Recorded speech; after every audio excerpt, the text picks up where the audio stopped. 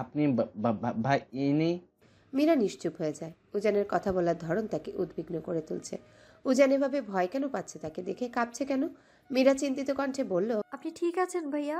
এভাবে কাঁপাকাঁপি কেন করছেন? উষান মীরার কথা শুনে ফোন থেকে নিজের দৃষ্টি সরিয়ে নেয়। উজানের দিকে তাকাতেই তার কপালে বলিরেখার উৎপত্তি হলো। বিরক্তি নিয়ে বলল, কি সমস্যা তোর? উজান ধাতস্থ করে নিজেকে। ভাইয়ের সামনে এভাবে উদ্ভট আচরণ করা যাবে না, ধরা পড়ে যাবে তাহলে। তার সকল প্রশ্নোত্তর এখন ফারদিনি দিতে পারবেন। পকেট থেকে রুমাল বের করে ললাটে জমা নিজের ঘামের মৃদুকণা মুছে ফেলে উজান। অধরকণে কৃত্রিম হাসির প্রলেপ টেনে বলে, কিছু না ভাইয়া। আচ্ছা, এটা মেয়েটাকে। মীরা, মেহেদি আঙ্কেলের মেয়ে। ও, আমি যাচ্ছি ভাইয়া, আজ কাগজ আছে। উজান এক প্রকার পালিয়ে নিজের জিপে উঠে বসে। তার হাত পা এখনো কাঁপছে। কি মুশকিল, এভাবে থানায় গেলেও হাজারটা প্রশ্নের সম্মুখীন হতে হবে তাকে। তাই উজান ঠিক করলো, আগে দাদুর কাছে গিয়ে পাই পাই করে সব প্রশ্নের উত্তর নেবে, তারপর থানায় যাওয়া যাবে। জিপ স্টার্ট দিয়ে ক্ষণেই অদূরে চলে যায় উজান।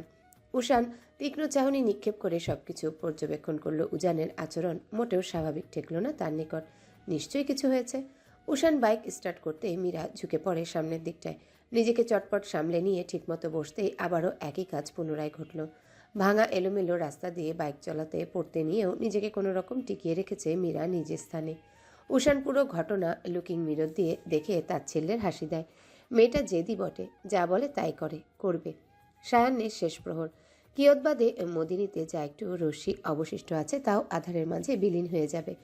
নামবে ঘোর অন্ধকার। পূর্ণিমার দেখা নেই বেশ কয়েকদিন।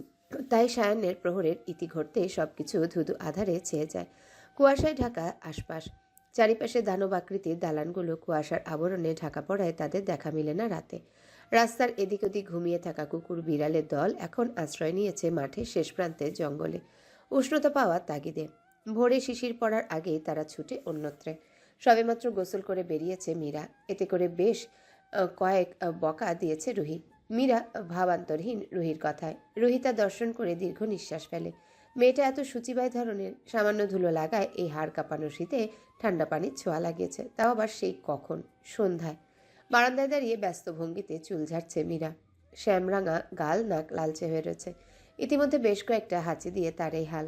হাতের তোয়ালে রেলিংয়ে রেখে তড়িৎ বেগে রুমে ছুটে আসে মীরা। কম্বল টেনে হাতে বই নিয়ে বসতে কোথা থেকে রুহি ছুটে আসে। তার মুখশ্রীতে উচ্ছ্বসিত আভাস। মীরা ভ্রুকুটি কুচকে বলল, কি ব্যাপার, এত খুশি কেন তুই? আন্টি আঙ্কেল বিয়ে ঠিক করেছে নাকি? হুম। রুহি গম গম সুরে বলল, আরে মহিলা না, পাঁচতলা সেই হ্যান্ডসাম ছেলেটা আসছে। উফ, আমি তো দেখে লজ্জায় তোর তোর আত্মীয় হয় না? আমার সাথে সেটিং করা দে বোন, ট্রিট দেবো তাইলে। মীরা তার কুচকানো ভ্রুজোড়া আরও কুচকে নেয়। উষান এসেছে, তাও এই সময়। এই লোকটার আর আসার সময় হলো না। রুহির উষানকে নিয়ে দেখানো উচ্ছ্বসিত ভাবটা মীরার কাছে বিরক্তির ন্যায় লাগলো। ওই লোকটার জন্যে এতটা খুশি হওয়ার কি আছে, লজ্জা বা পাওয়ার কি আছে? আশ্চর্য তো। মীরা বলল, কেন এসেছে? কি জানি, বললো তোকে ডেকে দিতে, যে দেখ কি বলে। মীরা বিরস গলায় বলল, আমি এই মুহূর্তে কোথাও যাচ্ছি না। তুই গিয়ে উষানকে বলবি আমি ঘুমিয়ে পড়েছি, এখন উঠবো না আমি ঘুম থেকে, চলে যেতে বল গিয়ে।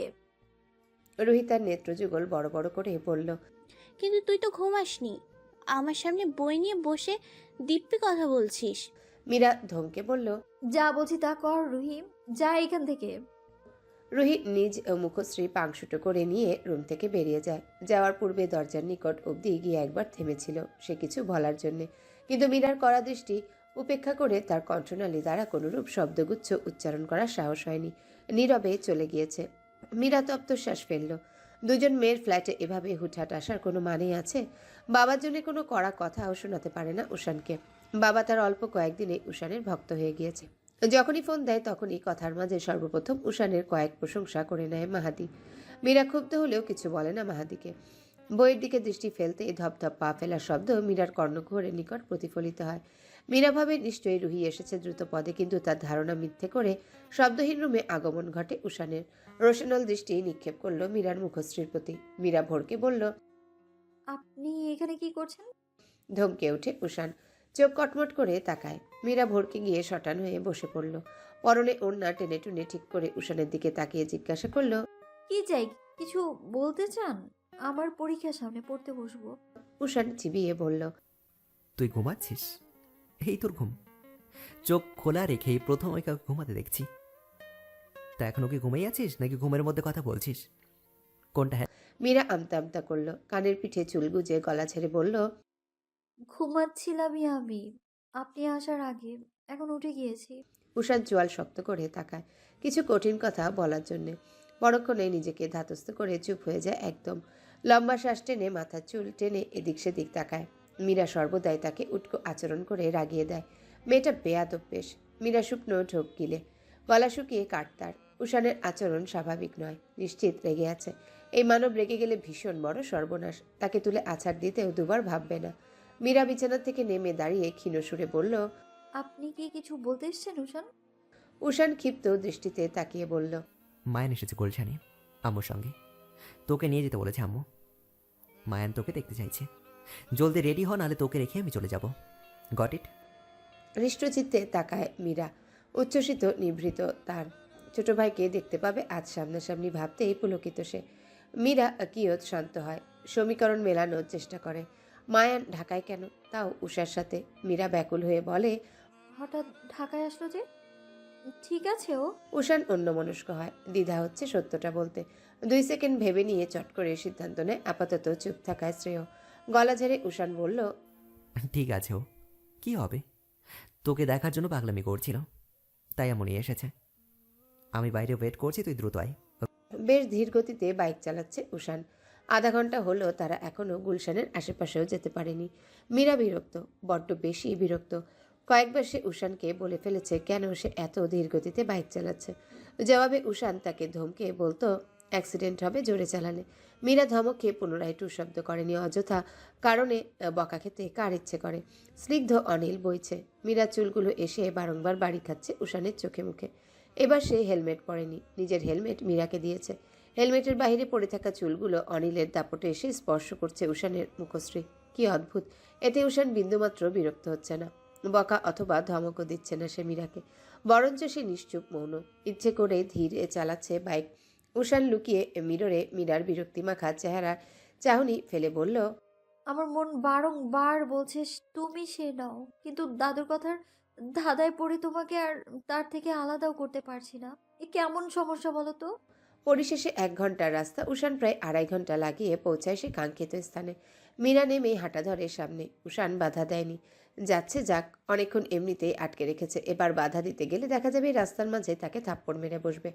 পাবলিক প্লেসে থাপ্পড় খেলে মানসম্মানের 12টা বাজবে নিশ্চিত। মীরা দ্রুত হাঁটতে দেখে উষান পেছন হতে চেঁচিয়ে বলল, আসতে যা মীরা, পড়ে যাবি তো। উষানের কথা মীরা শ্রবণ করলো বলে মনে হলো না। সে নিজস্ব গতিতে পা ফেলে হাঁটছে। তপ্তশ্বাস ফেলে নিজ কাজে মনোযোগী হয় উষান। ফ্ল্যাটের সামনে এসে ফ্ল্যাট তালাবদ্ধ দেখে ভ্রুকুটি কুচকে নিল। সঙ্গে সঙ্গে ঘাড় বাঁকিয়ে সে পেছনে তাকায়। উষান হেলতে দুলতে আস্তে আস্তে হেঁটে আসছে। মীরা ধৈর্যহীন হয়ে পড়ে উষানের নিকট, দৌড়ে গিয়ে বলল, ফ্ল্যাটে তালা দেওয়া যে, বাসার সবাই কোথায়? উষান ভাবলেশীন গলায় জবাব দেয়, হসপিটালে হয়তো। হসপিটালে কেন?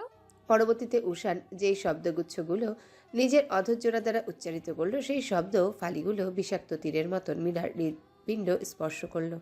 মীরা ওষ্ঠাধরের মাঝে ব্যবধান সৃষ্টি করে শ্বাস টানে। সবকিছু এলোমেলো লাগছে তার। হাঁসফাঁস করার এক পর্যায়ে সে সামনে থাকা উষানের বক্ষস্থলে আছড়ে পড়ল।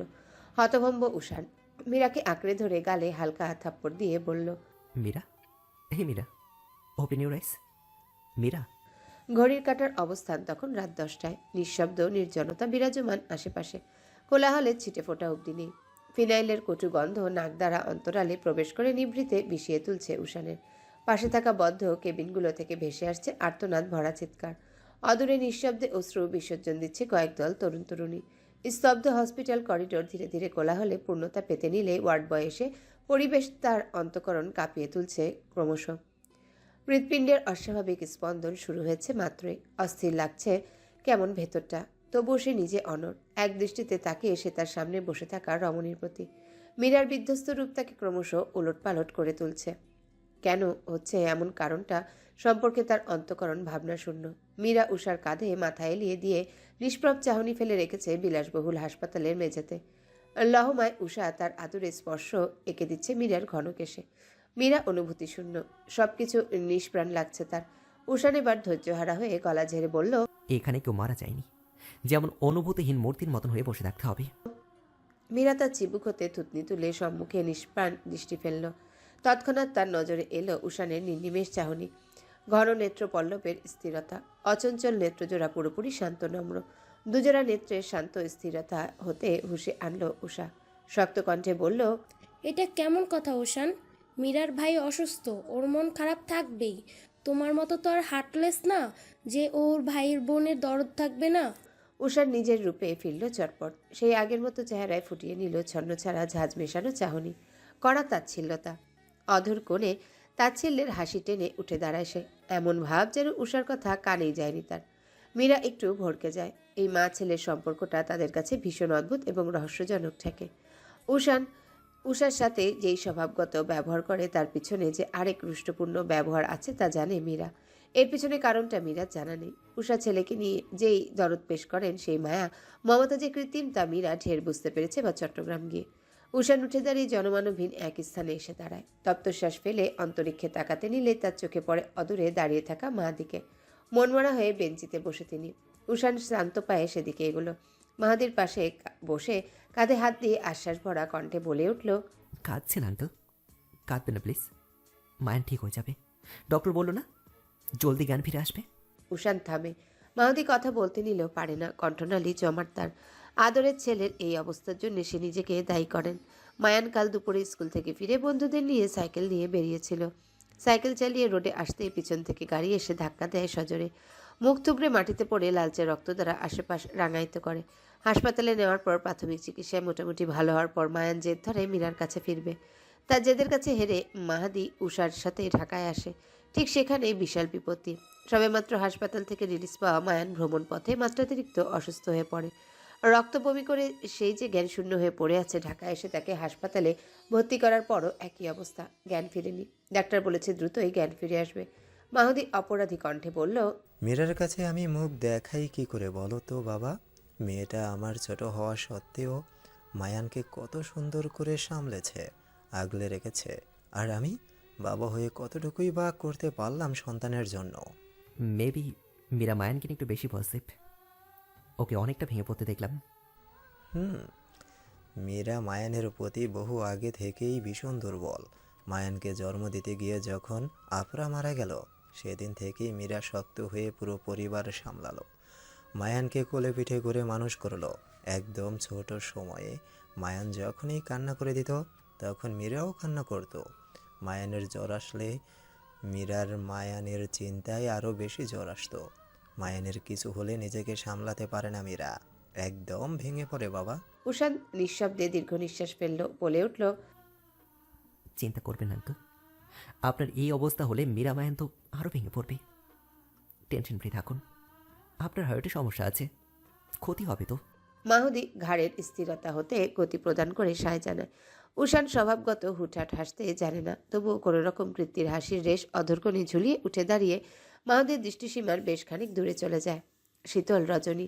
রজনী গহীনে রূপ নেওয়ার সঙ্গে সঙ্গে শীতের প্রবণতা যেন হুড়হুড় করে বেড়ে দ্বিগুণে পরিণত হলো। হাসপাতালের ওয়েটিং রুমে বসে মীরা শীতে প্রকোপে ঠকঠক করে কাঁপুনি দিচ্ছে, কিন্তু তার মুখশ্রীতে ভাবলেশীনতা বজায়। সেই আগের মতোই খোলা জানালার নিকট বসে কেঁপে যাচ্ছে। উঠে দাঁড়িয়ে জানালা বন্ধ করার মতন ইচ্ছে শক্তি তার নেই, এমন মনোভাব ফুটে উঠেছে মুখশ্রীতে। উষাদ দূর থেকে দাঁড়িয়ে মীরাকে পর্যবেক্ষণ করে যাচ্ছিল। বিরক্তিমাখা দৃষ্টি তার। মাহুদি বারবার করে বলেছিল একটু মীরাকে চোখের সামনে রাখতে, অথচ তাকে ফিরে যেতে হতো তার কর্মস্থলে। কোনো মতে আজকের রাতটা সে ম্যানেজ করেছে। উষান বিতৃষ্ণায় ওষ্ঠাধর আকৃতি ন্যায় করল। লম্বা লম্বা পা ফেলে সে এগিয়ে গিয়ে মীরার পাশে থাকা জানালার দুটো ঠাস ঠাস শব্দে বন্ধ করতেই মীরা কেঁপে উঠল, কি হকচকিয়ে বলল, এমন করছেন কেন? আসতে বন্ধ করুন। উষার নিরুত্তর। পরনের কালচে জ্যাকেট নিজের গা থেকে খুলে মীরার হাতের দিকে ছুঁড়ে ফেলে বলল, উইদাউট আ ওয়ার্ড দ্রুত জ্যাকেটটা পরবি না। মীরা তার অধৈর্যরা প্রসারিত করে কিছু বলবে, তার পূর্বেই উষান চোখ গরম করে তাকায়, ইশারায় বলে বিনাবাক্যে চটপট জ্যাকেটটা পরতে। মীরা প্রথমত ইতস্তত বোধ করলো, অতঃপর বিনাবাক্যে উষানের কথা অনুযায়ী জ্যাকেট পরে নিল। শীত শীত লাগছে প্রচণ্ড, নতুবা অন্য সময় হলে সেই জ্যাকেট উষানের চেহারা বরাবর ছুঁড়ে মারত। উষানের অন্তঃকরণও নড়বড় হলো। তেরা মেয়েটা আজ এত শান্ত, এত পরিবর্তন তার মাঝে। ভাইয়ের চিন্তা মীরাকে তাহলে এতটা কাবু করে রেখেছে। উষার নিঃশব্দে বসে পড়ল মীরার পাশে। আখি যুগল বন্ধ করে মাথা এলিয়ে দিল তুলতুলে সোফার একাংশে। হাত জোড়া ভাঁজ করে বক্ষস্থলের নিকট গুটিয়ে নিল। ক্লান্ত লাগছে ভীষণ, ঘুমাতে পারলে শান্তি মিলত, কিন্তু মীরা, তার পাশে বসা ছটফটে স্বভাবের মেয়েটা কখন কি করে বসে তার কোনো ঠিক আছে? মাহুদি তাকে ভরসা করে দায়িত্ব দিয়ে গিয়েছে। দায়িত্বে হেলাফেলা করা উষানের পছন্দ নয়। রাত 2টার দিকে জ্ঞান আসলো মায়ানের। মাহুদি এবং মীরার উপচে পড়া খুশির জোয়ার। ছেলেকে বুকে জড়িয়ে মেয়ের মাথায় স্নেহের হাত বুলিয়ে মাহুদি চলে যান সেই রাতেই। উষাও চলে গিয়েছে। রয়েছে শুধু উষান, মীরা আর মায়ান। মায়ানকে সকালবেলা হসপিটাল থেকে রিলিজ দেওয়া হবে বলে জানিয়ে দিয়েছে হাসপাতাল কর্তৃপক্ষ। ডাক্তারের আদেশ অনুসারে আজ রাতটা হাসপাতালে থাকতে হবে মায়ানের। মায়ানের পাশে আধা শোয়া হয়ে একাধারে কথা বলে যাচ্ছে মীরা। মায়ানও বোনকে পেয়ে আপ্লুত বেশ। সে যে অসুস্থ তার ধ্যান মাত্র নেই। উষান আর চোখে পরখ করে নিল দুজনকে। শেষে ছোট্ট করে শ্বাস ফেলে সোফায় বসে ফোনে ব্যস্ত হলো। কিয়ৎবাদে মায়ান উঁচু কণ্ঠে বলল, উষান ভাইয়া, এদিকে এসো তো একটু। উষান ফোনে কথা বলছিল। মায়ানের কথা এসে তার হাতের দুটো আঙ্গুল দেখে ইশারায় বলল 2 মিনিট অপেক্ষা করতে। শেষে 2 মিনিটের জায়গায় দীর্ঘ 20 মিনিট কথা বলার পর উষান এসে বসলো মায়ানের পাশে। শার্টের কলার ঠিক করতে করতে বলল, হে চ্যাম্প, ফিলিং বেটার নাও? মাথা ব্যথা করছে নাকি? মায়ান বাচ্চা সুলভ হাসল। মায়ানের কেন যেন উষানকে বড্ড বেশি ভালো লাগে। উষান তার কাছে ম্যাজিক্যাল পার্সন। ম্যাজিকের মতো কিভাবে যেন তার সকল দুঃখ চট করে অনিলে মিশিয়ে উধাও করে দেয়। মায়ান একগাল হেসে বলল, একটু ব্যথা করছে না, কিন্তু পিঁপড়ার কামড় দেওয়ার মতো একটু ব্যথা করছে।